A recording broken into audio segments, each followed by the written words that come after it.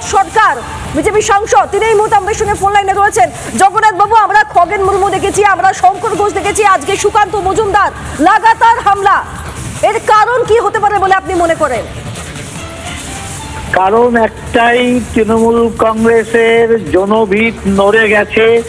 তারা যে ভুয়ো ভোটারের ওপর তারা ফেক ভোটার দিয়ে অবৈধভাবে বুথ দখল করে পশ্চিমবাংলার ক্ষমতায় টিকে আছে, এটা তার জ্বলন্ত নিদর্শন। তাই তারা বুঝে গেছে কোনো মতেই ফেয়ার ভোট হলে, ভোটার লিস্ট যদি ঠিক হয়, তারা ভোটে জেতা তো দূরের কথা, ধারে কাছে থাকতে পারবে না। সেই কারণে সন্ত্রাস সৃষ্টি করে বিভিন্নভাবে গণতান্ত্রিক প্রতিরোধকে তারা নষ্ট করে দিয়ে, অত্যাচার করে দিয়ে এখানে মগের মুল্লুকের রাজত্ব চালাচ্ছে। খেপা কুকুরের মতো তারা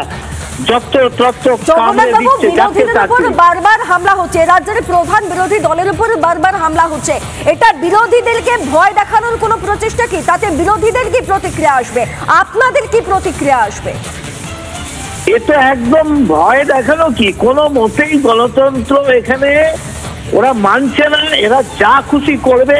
এর একটাই রাস্তা হওয়া উচিত কেন্দ্র সরকারের, এখানে এদেরকে ক্ষমতায় রেখে নির্বাচন করা সম্ভব না। যেখানে নির্বাচন কমিশনারকে যে ভাষায় কথা বলে, যেখানে বিএলওদের ওপর যেভাবে কুকথা অকথা হুমকি ধমকি দিচ্ছে তৃণমূল, একদম ছোট বড় মেজ সব নেতা মিলে, তাতে বোঝা গেছে এখানে এরা গণতন্ত্রের উপর দাঁড়িয়ে নেই।